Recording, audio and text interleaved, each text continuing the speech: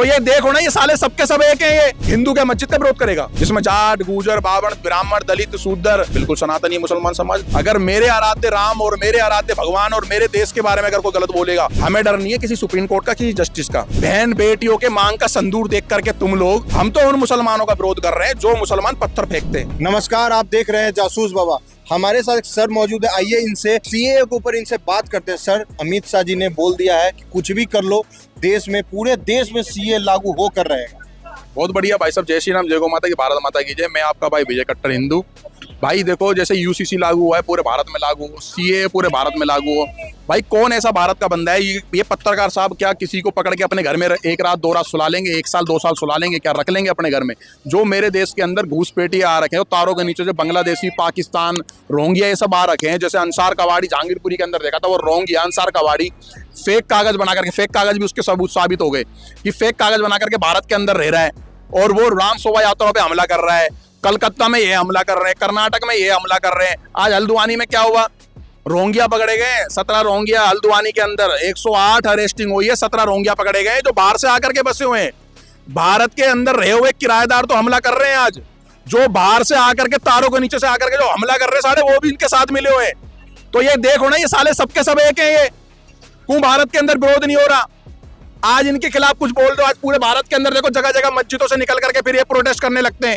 अच्छी बात है, मैं कह रहा हूं प्रोटेस्ट करें, रोड जाम करें, पूरा ढंग से तोड़फोड़ करें, लेकिन ये भी तो देखो ना भाई, जिस समाज के साथ 110 करोड़ सनातनी, जिनको तुमने जातियों में बांट रखा है, उन लोगों के साथ आप लोग रह रहे हो। जब उनके साथ में अगर कुछ उनके खिलाफ में कुछ हो रहा है, ये जो अभी जो हल्द्वानी का जो मुद्दा देख रहे हो ना, इस मुद्दे को ना आप यूसीसी से जोड़ो। ये वो देखे ना, वो साला वो 2 टके का आदमी, वो क्या नाम है उसका, वो राशिद नाम है, जिसने कब्जा कर रखा था वहां पर, मजार और मस्जिद बना रखी थी, वो जो हल्द्वानी में ये यूसीसी का भड़ास होती ना, ये भारत के अंदर तो निकाल नहीं पाए कहीं पर भी, ना उत्तराखंड में कहीं निकाल पाए, इन्होंने हल्द्वानी में निकालने की कोशिश करी। उसमें तो सर एक हिंदू लड़का भी पकड़ा गया है, उसका कहने वाली बात है भाई साहब, सुनो मेरी बात, हिंदू लड़का पकड़ा गया, हिंदू, उसके सबूत मिले? हाँ, क्या मिला? कोई वीडियो जारी हुई है उस लड़के की? हमसे पूछो ना, 108 अरेस्टिंग हुई है अभी 2 बजे तक, 1:30-2 बजे तक। हम एक चीज बता रहे हैं, उसके कोई सबूत है? बेमतलब में किसी को परेशान करा जा रहा है। हिंदू के मस्जिद का विरोध करेगा अगर उसने करा है, शायद हो सकता है कि वो भाईचारे वाली बात, गंगा जमुना तहजीब, जो झूठा एक यहाँ पर प्रोपोगंडा चलाया जाता है कि हिंदू मुस्लिम भाईचारा, गंगा जमुना की तहजीब, जबकि गंगा जमुना तहजीब और हिंदू मुस्लिम भाईचारा है। अपने मंदिरों का फैसला कोर्ट में रगड़ना पड़ रहा है हमें। वो उस भाईचारे में, झूठे भाईचारे में क्या पता एक उसने पत्थर फेंक भी दिया हो, वैसे वो ऐसा काम करेगा नहीं। वो नेता था, 2 बार चुनाव लड़ के हार चुका वोट बैंक के लालच में साले नेता ही तो मरवाते हैं। अच्छा, मेवात में क्या हुआ? मेवात में क्या हुआ भाई? मेवात में एक यात्रा होती है, जिस यात्रा पे है ना हिंदुओं को घेर घेर करके मारा जाता है, जिसमें जाट, गुर्जर, बावण, ब्राह्मण, दलित, शूद्र, हरिजन, सारे समाज के बंदे थे, सबको मारा गया। माता बहनों के मांग के संदूर देख करके मारा गया। तो आप बताओ ना कि क्या हुआ वहां पर? सब राजनीति तो हुई, दोबारा यात्रा क्यों नहीं हुई? भारत में ये जहां पर ज्यादा है, आज आप इनको बसा तो रहे हो। और मुस्लिम समाज, हाँ बिल्कुल, जिसे तुम बोलते हो विशेष समुदाय, आज तुम बसा तो रहे हो। आज तुम बसा लो, उसके बाद कुछ समय बाद देखना ना तुम्हारे फट्टे बजे ये लोग। ये तो 500 साल से रह रहे। अरे 500 साल से रह रहे, सनातन ही है, 500 साल से रह रहे, लेकिन ये गलत डायरेक्शन में जा रहे हैं। हम लोग समझ नहीं पा रहे। मुसलमान समुदाय है वो सनातनी है भाई साहब, बिल्कुल सनातनी मुसलमान समाज। देख लो ना, 1,42,000 लोगों के हरिद्वार में डाटा निकला है। 7 लाख से ज्यादा सरकारी आंकड़ा। नहीं, रात को सोने से पहले अपने नेट सही करना, भारत के अंदर सरकारी आंकड़ा भाई साहब, सरकारी आंकड़ा, मैं अपना नहीं कह रहा हूं मैं। 7 लाख से ज्यादा क्यों? अभी 17,000 लोग अभी यहाँ पर 2 नंबर पुलिया पे धीरेन्द्र शास्त्री जी करके गए, ये भी तो सरकारी आंकड़ा है। ऐसा नहीं है बाबूजी, देश बदलता हुआ भारत है। अगर आप हमारे किसी धर्म का विरोध करोगे तो खुल करके विरोध करेंगे, खुल करके, किसी के बाप का डर नहीं है। और सुनो, किसी के बाप का मतलब समझ रहे हो?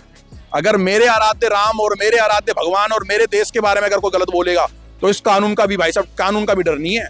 ये जो कानून बना पड़ा है ना, जो ढांचे बना रखे सुप्रीम कोर्ट, जो सुप्रीम कोर्ट हमारे ऊपर ज्ञान देता है कि मंदिर में हिंदू लड़कियां भी पूजा करेगी, कुछ एक आधे मंदिर थे, किसी कारण कुछ बातें रहेंगी, हमारे पे तो ज्ञान दे रहे हो तुम भी साले, इन पे भी तो ज्ञान दो कि मस्जिदों में एक साथ मुस्लिम हिंदू लड़कियां भी, और मस्जिदों में क्या कहते हैं, मुस्लिम समाज की बहन बेटियां भी नमाज पढ़ेगी।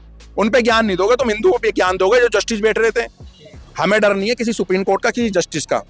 भीड़ चला देना, जब अगर हमारे धर्म के खिलाफ बोला जाएगा तो खुल करके विरोध है, खुल करके। अब तो हिंदू सनातनी भैया अपना सोना बेच करके लोहा भर रखा है, और हम लोगों से कह रहे हैं सोना कम खरीदो, लोहा ज्यादा खरीदो। और लेंटर में भी ना, लोहा मतलब हथियार कहना चाहूँ। भाई साहब, पत्रकार साहब मेरी बात सुनो, हम तो लोहा बोलेंगे, हथियार आप रखो। हम तो कहते हैं जब आपका लैंड मतलब वही निकल रहा मेरा मतलब भाई साहब जो मर्जी समझ लो, समझने वाला इशारे में समझ गया। मैं तो ये कहता हूँ जब लेंटर पड़ता है ना, तो एक आधा कुंटल लेंटर में लोहा सरिया कम घेरो, अपने घर संभाल के रखो, क्योंकि ये भारत की स्थिति इस तरीके की हो रही है। मेवात में हमने स्थिति देखी है, बहन बेटियों के मांग का संदूर देख करके तुम लोग मुंह पे पत्थर मार रहे हो, हाथ का कलावा देख करके हाथ काट रहे हो, तो क्या हिंदुओं को तुमने क्या नपुंसक समझ रखा है?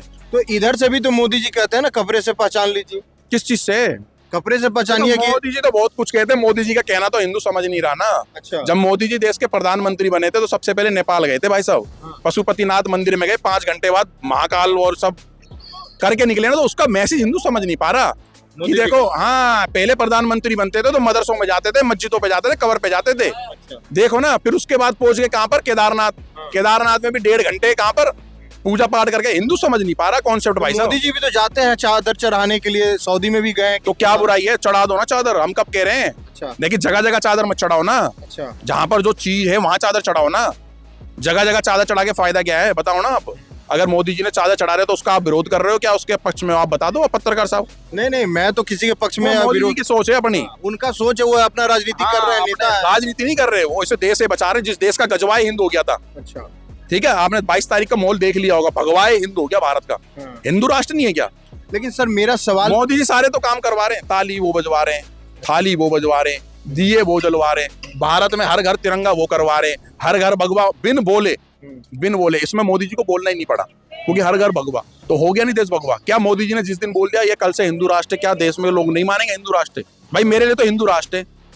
जो चीजें ऐड करी गई है जबरदस्ती, सेकुलर शब्द को ऐड करा जाता है इस देश के अंदर, और सेकुलर होना गलत बात है भाई साहब बिल्कुल सेकुलर सब कैसे, जब भारत का या तो विभाजन नहीं होता, इस भारत का पाकिस्तान और बांग्लादेश बना दिया आपने, तो देश में सेकुलर को वो इस्लामिक राष्ट्र बन गया। जैसे ही पाकिस्तान बना, आपको पूरी नॉलेज होगी पत्रकार साहब, 13 दिन के बाद इस्लामिक राष्ट्र बन गया पाकिस्तान, लेकिन आज ये भारत पूरा देश क्या है, सेकुलर सब क्यों है भाई? मैं तो नहीं मानता हो जाए मुकदमा। यहाँ पे रहते हैं हिंदू मुस्लिम सिख ईसाई सब मिलकर, तो हम कब कह रहे हैं, हम ये कह रहे हैं कि मुसलमानों को यहाँ से निकालो। हम तो उन मुसलमानों का विरोध कर रहे हैं जो मुसलमान पत्थर फेंकते हैं। आप बताओ, जहांगीरपुरी के अंदर हमारे आंखों के सामने पथराव हो रहा था, हम भी थे उस रैली में। जहांगीरपुरी में तो मैं खुद था। क्या था भाई, अगर रोड पे कोई मस्जिद पड़े, अगर मस्जिद पे से फूल आने चाहिए, पत्थर आने चाहिए। क्या शोभा यात्रा जो बच्चे वहां पर कर रहे थे, जो लड़के कर रहे थे, क्या उन्होंने जाकर के 10-12 कट्टे पहले मस्जिद के ऊपर रख दिए कि जैसे ही आएगी यात्रा भाई, आज जब इनके ताजिए निकलते, क्या हमारे मंदिर नहीं पड़ते, क्या हमारे घर नहीं पड़ते, क्या हम फूल नहीं बरसाते? और इधर से जो किया जाता है मस्जिद के ऊपर झंडा लगा देना, भगवा झंडा, ये सब जो कानूनी कार्रवाई हो नहीं होता है। ठोक कर क्यों नहीं होता भाई साहब, क्या बात कर रहे हो? नहीं सर, नहीं होती है। आपने देखा है सर, कितनी बार यूपी में कितनी घटना है, बिहार से मैं आता हूँ, बिहार में कितनी घटना है, नहीं होता है। फिर पत्रकार साहब आप ना सही जगह पे ग्राउंड पे ना जाकर के ना कवरेज नहीं करते आप। अच्छा। एक बार जरा ना भारत माता की जय के नारे जामिया बटलाओ और अब्दुल फजल से निकाल करके और जय श्री राम के नारे करके निकालो, आपको पता लग जाएगा। एक बार सुनो, आपको अपने पत्रकारिता की कसम है, और जिस माँ की कोख से पैदा हुए हो ना, आपको उस माँ की कसम है। वैसे मेरा दायित्व नहीं बनता इस देर वो, एक बार जरा आप जामिया अब्दुल फजल जरूर जाना, एक बार आपको पता लग जाएगी। पत्रकार साहब जागरूकता बनो, देश के लोगों को कोशिश करो, इस माइक के जरिए लोगों को जगा लो। लेकिन सर मेरा सवाल ये है कि देश में आप सीए लाना चाह रहे हैं, लेकिन आप सारे धर्मों को ला रहे हैं, बस मुसलमान से ही क्या तकलीफ है, जो मुस्लिम समाज को ही आप छोड़। सीए में ऐसा कौन सा कॉन्सेप्ट है जो भारत के जो मूल नागरिक जो मुसलमान यहाँ पर हैं विभाजन के बाद, कि उनको निकाला जा रहा है? बताना कौन सा उसमें लिखा हुआ है, बताओ मुझे, आप ही बता दो, आप पत्रकार हो, बता दो कि देश के मुसलमानों को निकाला जा रहा है। निकाला तो सर अभी जो घूसपेटिया यहाँ पर आए, मैं आपको अभी स्टार्टिंग होने से पहले तो आप एक काम करो, उन बांग्लादेशी को 2-4 को मैं भेज देता हूँ काले निकुंज से। दिल्ली के काले निकुंज में रह रहे हैं, केजरीवाल रखा हुआ है, बांग्लादेशी रोंगिया, आप रख लो ना अपने घर में 2-4 बड़े परेशान रख लो उन्हें आप, और वही पत्थर फेंकेंगे आपके घर पे। आप अपने समाज जागरूक करो, ठीक है? अगर आप लोग नहीं जागरूक कर सकते ना, तो फिर आपका कोई राइट नहीं है कि भाई मैं भारतीय हूँ, मैं इस देश का नागरिक हूँ, फिर कोई आपका राइट नहीं है। लेकिन सर मेरा सवाल है कि ये इलेक्शन के टाइम पे ही क्यों आप फार्मर का ये कर रहे हैं, फिर यूसीसी ला रहे हैं, सीए ला रहे हैं, आप इलेक्शन से पहले भी तो कर सकते थे। यूसीसी में क्या गलत है? मुस्लिम समाज की, अगर आप मुस्लिम समाज से हो, बिलोंग करते हो, आप आपने एक बच्ची को जन्म दिया, आपकी बहू ने, आपकी औरत ने, भाभी ने, हमारी ने, और वो बड़ी होती है, बड़ी होने के बाद फिर उस बच्ची का हलाला भी हो रहा है, उस बच्ची का ट्रिपल तलाक भी हो रहा है, उस बच्ची का आदमी 3-3 मर्दों के साथ सो रहा है। भाई साहब ये सही है गलत है, आप बताओ? ये मोदी जी ने सब एक बार में लिविंग रिलेशन सब खत्म कर दिया, ये सही है गलत है? बताओ। ये बहुत राइट मेरे हिसाब से ठीक है, कि कुछ हिंदू समाज भी लिविंग रिलेशन में रहता था किसी की बहन बेटी के साथ, वो बेचारी पढ़ने आई है दिल्ली के अंदर, मैं देखता हूँ पीजी के अंदर या किसी भी चीज के अंदर लोग बाहर यूपी बिहार अहमदाबाद गुजरात से लोग दिल्ली राजधानी के अंदर पढ़ने आ रहे हैं, और यहाँ पर हिंदू भी लिविंग रिलेशन में रह रहा है, मुस्लिम भी रह रहा है, सिख भी रह रहा है, जैन भी रह रहा है, बौद्ध भी रह रहा है। भाई क्यों किसी की 18 माता साल से बहन- ऊपर है तो रह सकता है। कैसे रह सकता, कौन से राइट से? आपने अपनी बेटी कहीं भेज दी पढ़ने के लिए पटना में, भाई साहब ये सब चीजें बनाई गई है, ये लिविंग रिलेशन है भाई साहब, ये देश का कल्चर नहीं है। अच्छा। आप समझो बात को, ये देश का कल्चर नहीं है कि लिविंग रिलेशन में कोई भी जाकर के आज हमने अपनी बहन बेटियां कहीं भेज दी है और हम सोच रहे हैं हमारी बहन बेटियां हमारी बच्चियां पढ़ रही हैं वो लिविंग रिलेशन में किसी मर्द के साथ रह रही है।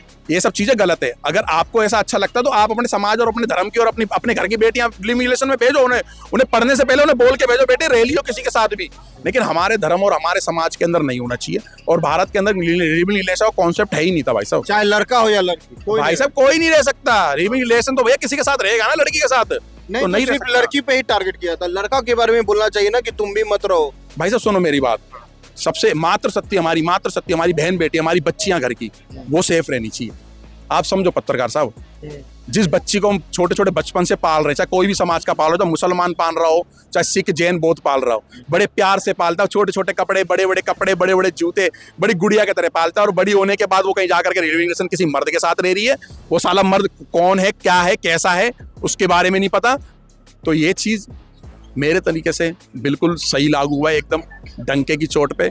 हलाला प्रथा से भी, ट्रिपल तलाक से भी 6-7 चीजें हैं इसके अंदर, 6 के 6-7 कॉन्सेप्ट हैं जो वहां पर लागू हो चुके हैं और भारत के अंदर लागू होगा। जब सीए लागू होगा ना तो देखना 2-4 तो आपकी गली के अंदर भी निकलेंगे। फिर से शाहीन बाग की तरह अगर हो जाएगा, फिर क्या हो जाएगा शाहीन बाग के तरह? पिछली बार जो केजरीवाल की बिरयानी केजरीवाल की बिरयानी याद आ गई, मुझे लग रहा है आप भी वहां पर पत्रकारिता कर रहे होंगे, एक आधी बिरयानी आपको भी हाथ में लग रही होगी।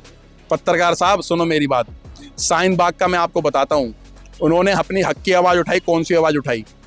शाहीन बाग का एक रोड बहुत लंबे समय के लिए बंद रहा था, बच्चों की स्कूल से लेकर के और एम्बुलेंस तक को बहुत बड़ी दिक्कत हुई थी। जिस एम्बुलेंस के अंदर जो एम्स की तरफ यूपी से आ रही थी गाड़ियां, 3 अभी भी है, देखो अभी सरिता विहार जो डीसीपी वहां पर वो थे उस टाइम राजेंद्र प्रसाद, जो उस टाइम डीसीपी थे उस टाइम प्रेजेंट के, आप देखो उस टाइम 3 मौत ना एम्बुलेंस में लोगों की हो गई। अच्छा, रोड जाम की वजह से। रोड जाम की वजह से कितने बच्चे स्कूल नहीं पहुंच पा रहे थे। तो सोचो वो सही था कि गलत था। आपको विरोध दर्ज करना है, कोई भी अपनी बात उठानी है, तो आपके लिए हाई कोर्ट और सुप्रीम कोर्ट एक ढांचा बना रखा है, वहां पर जस्टिस बैठा हुआ है जो लाखों हजारों साल में तो हजारों लाखों ही बोलूंगा। आज आपने अगर झगड़े का मुकदमा दर्ज कर दिया, 10 साल आपकी जिंदगी है खराब। एक कानून व्यवस्था पे सुनो ना, कूनी भाई ओवर टाइम क्यों नहीं लगता कानून के अंदर? ये भाई भी ओवर टाइम लगाता होगा, ये भी लगाता होगा, ये भी लगाता होगा। अगर मेरा कुछ वर्क चल रहा है तो मैं भी अपने यहाँ पर ओवर टाइम लगवाऊंगा ना। 8 घंटे के बाद दूसरी शिफ्ट चल रही है 8 घंटे। सुप्रीम कोर्ट हाई कोर्ट के अंदर जो स्टेट कोर्ट जो अपनी लोअर कोर्ट जो भी है, इनमें ओवर टाइम क्यों नहीं काम होता? बताओ भाई, मैं तो कहना चाहता हूँ कोर्ट कम से कम 2 टाइम तो चले। और 8 घंटे में मात्र कोर्ट 3 घंटे तो चलती है। जजों की वैकेंसी खाली है, जजों की भर्ती क्यों नहीं? तो भर्तियां करवाए ना, खूब सरकार करेगी। जो बेरोजगार करे, पढ़ाई करे भाई साहब, आईएएस बनो, आईपीएस बनो, कमिश्नर बनो, डीसीपी बनो, एसीपी बनो, सब इंस्पेक्टर बनो, जज बनो, अरे देश के राजा बन जाओ जो देश हित में काम करें। हम तो कह रहे हैं 2 टाइम चले भाई, एक शिफ्ट खत्म, दूसरी शिफ्ट। कितने सारे केस पेंडिंग पड़े हुए हैं देश के अंदर, क्या बात कर रहे हो? इतना ही मेरा कहना। जय श्री राम, जय गौ माता की, भारत माता की जय।